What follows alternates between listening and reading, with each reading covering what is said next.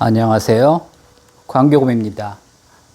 이재명 정부가 출범한 지 이제 한 2달 정도 돼 갑니다. 이재명 정부의 이제 부동산과 주식에 대한 정책은 분명합니다. 부동산은 투기를 잡겠다는 거고요. 반면에 이제 주식시장은 활성화해서 소액 투자자들이 돈을 벌 수 있게 하겠다는 겁니다. 그러면서 이제 나온 게 배당 소득에 대해서 이제 분리과세를 하겠다는 겁니다.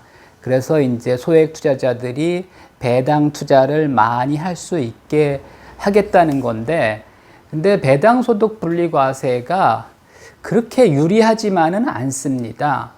그래서 일단 배당 소득에 대한 분리과세.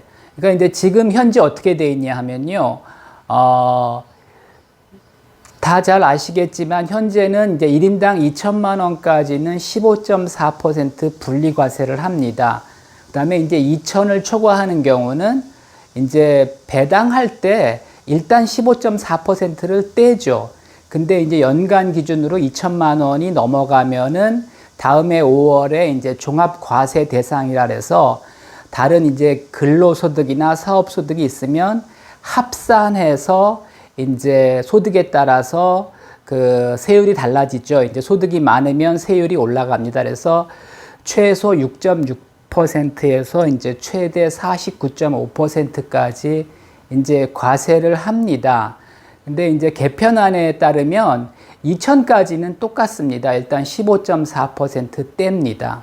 그 다음에 이제 이게 이제 확정된 거는 아닌데 지금 이제 정부에서 검토하고 있는 안이 이렇습니다. 그리고 이제 2천에서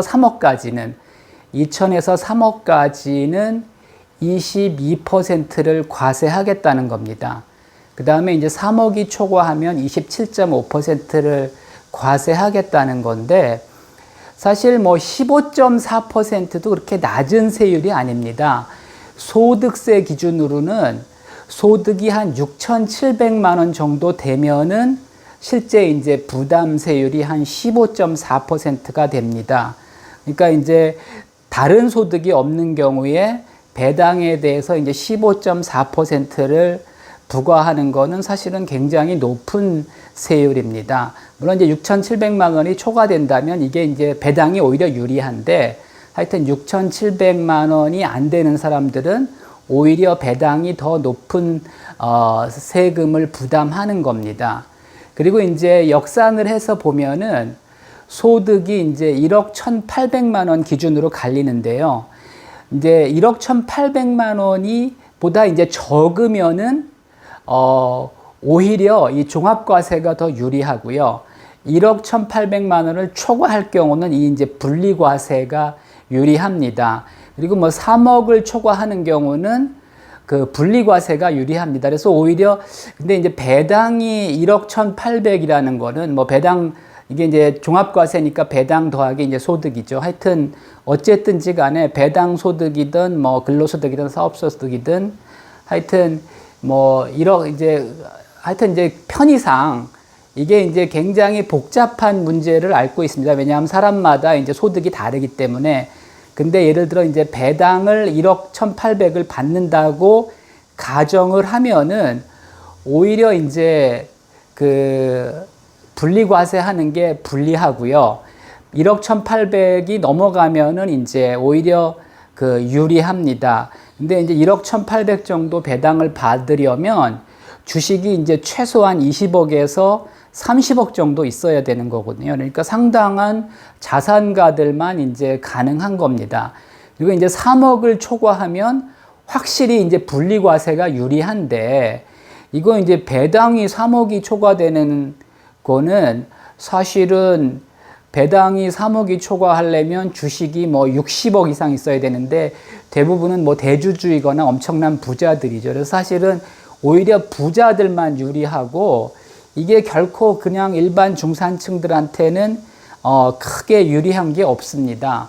그 다음에 또 이제 여러분들이 간과해서는 안 되는 게 배당이나 이자 소득이 1천만 원을 초과하면은 그 건보료 지역 가입자는 보험료가 이제 할증됩니다. 그러니까 이 배당 소득까지 포함해서 이제 건보료를 책정하는 겁니다. 그래서 사실은 이렇게 배당을 많이 받는 게 특히 이제 그 은퇴한 분들이나 지역가입자들은 그렇게 결코 유리하지가 않습니다. 그래서 하여튼 배당 소득 분리과세가 뭐 배당 투자하는 사람한테 엄청 유리할 것 같지만은 하여튼 소득에 따라 다른데 그렇게 유리하지 않고요. 또 이제 실제로 배당 투자가 뭐 일단은 배당락 후에 주가가 이제 배당락 후에는 주가가 빠지죠. 그리고 다시 회복되는 데는 이제 시간도 많이 걸리고 또 국내에 그렇게 꾸준히 배당하는 주식들이 많지가 않습니다.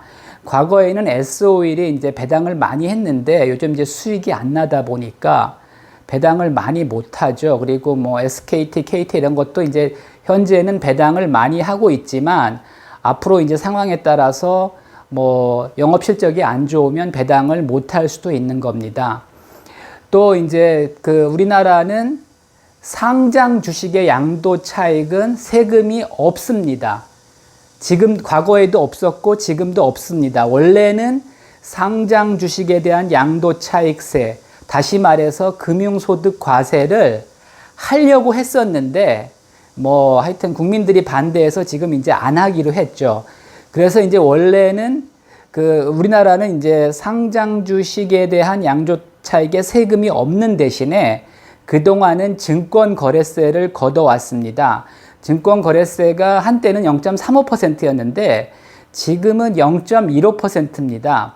증권거래세를 왜 낮췄냐 하면은 금융소득 과세를 한다는 전제하에 증권거래세를 낮춰왔고 없애려고 했는데 지금 이제 금융소득 과세를 안 하기로 하면서 다시 이제 증권거래세는 인상하는 쪽으로 지금 정책 방향이 바뀌었습니다. 그래서 뭐 과거처럼 0.35까지는 안 가겠지만 하여튼 증권거래세가 조만간에 0.25% 내외로 조정될 가능성이 높습니다. 그래서 이제 종합해 보면은 그렇게 이제 배당 투자하는 게 그렇게 이익이 안 되고요. 또 이제 그 증권거래세가 낫냐, 금융소득과세가 낫냐, 이제 요거는 사실은 그 투자 방식에 따라서 이제 차이가 있는데, 저는 사실은 금융소득과세를 더 지지하는 쪽이지만은 요게 이제 신고하는 것도 복잡하고 과세 당국에서도 이제 추적하는 게 복잡합니다. 과세 차원에서는 증권거래세가 이제 훨씬 편리합니다.